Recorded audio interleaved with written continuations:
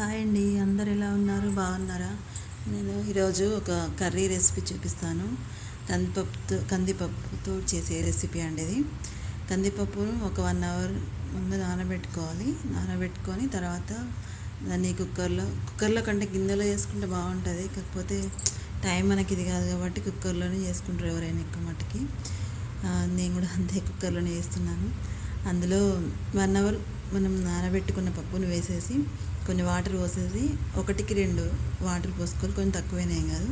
అందులోనే మనం వెల్లుల్లి, పచ్చిమిరపకాయలు, జీలకర్ర, తర్వాత ఆయిల్, పసుపు ఇవి అన్నీ వేసేసి మూత పెట్టేసుకొని ఒక 3 విజిల్ వచ్చేదాకా 3-4 విజిల్ వస్తే సరిపోతుందండి. ఎందుకంటే మనం ఆల్రెడీ పెట్టాం కదా ఒక 1 అవర్.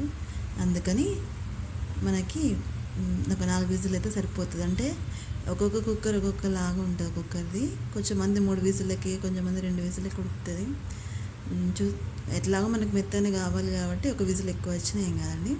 తర్వాత నేను తాలింపు పెట్టేస్తున్నాను.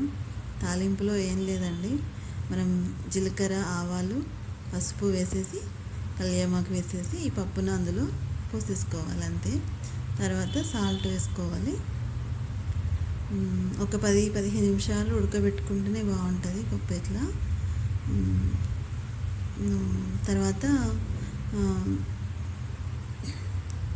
10-15 నిమిషాలు ఉడికిన తర్వాత మనం మామూలుగా వాటర్ తక్కువ కావాలనుకుంటే కొంచెం తక్కువ పోసుకోవచ్చు. మేము ఏంటంటే కొన్ని వాటర్ ఎక్కువ పోసాను, కొన్ని వాటర్ తక్కువ పోసుకుంటే మనకి చపాతీలోకి బాగుంటుంది. వాటర్ ఎక్కువైనా తక్కువైనది మన ఇష్టం అండి, మన తినే విధానాన్ని బట్టి చేసుకోవచ్చు. కొంచెం చిక్కగా కావాలి అంటే వాటర్ తక్కువ పోసుకోండి, అట్లా కూడా బాగుంటుంది. నేను కొన్ని వాటర్ ఎక్కువ పోసాను, అందుకని అలా ఉన్నది. తాలింపు పెట్టేసుకున్న తర్వాత ఒక 15 నిమిషాలు 20 నిమిషాలు ఉడికితే సరిపోతుందండి. 15 నిమిషాలు ఉడికితే సరిపోతుంది పప్పుకి. నేను బియ్యం కడుగుతున్నాను. తర్వాత మనము ఏంటంటే రైస్ కుక్కర్లో వండుకునే వాళ్ళు వండుకుంటారు, కాకపోతే మేము ఎక్కువ మట్టికి గిన్నెలోనే వండుతానండి. రైస్ కుక్కర్ ఉన్నది కానీ వాడొద్దని నేను గిన్నెలోనే వండుతాను. అందుకని పప్పు ఉడికేంతలోపు బియ్యం కడిగేసి పెట్టేసుకుంటే కొంచెం నానతాయి కదా, అందుకని కడుగుతున్నాను. మీకు వీడియో నచ్చితే ఒక లైక్ ఇవ్వండి, ఎందుకంటే ఇంకా చేయాలనిపిస్తుంది వీడియోస్. కొంచెం సపోర్ట్గా ఉండండి. వీడియో నచ్చితే తప్పకుండా లైక్ చేయండి, ఓకేనా? పప్పు అయిపోయినట్టేనండి. 15 నిమిషాలు అయిపోయింది కాబట్టి సరిపోతుంది. నేను చెప్పాను కదా, మీకు వాటర్ అట్లా లిక్విడ్ లాగా వద్దనుకుంటే తక్కువ పోసుకోండి. ఉడికిన తర్వాత మనం తాలింపులో ఏం లేదండి, కొన్ని ఆవాలు, జీలకర్ర, తర్వాత కరివేపాకు వేసాను. తర్వాత పప్పు మనం పచ్చిమిరపకాయలు ఆల్రెడీ వేసాము కదా, అందుకని అవసరం లేదు.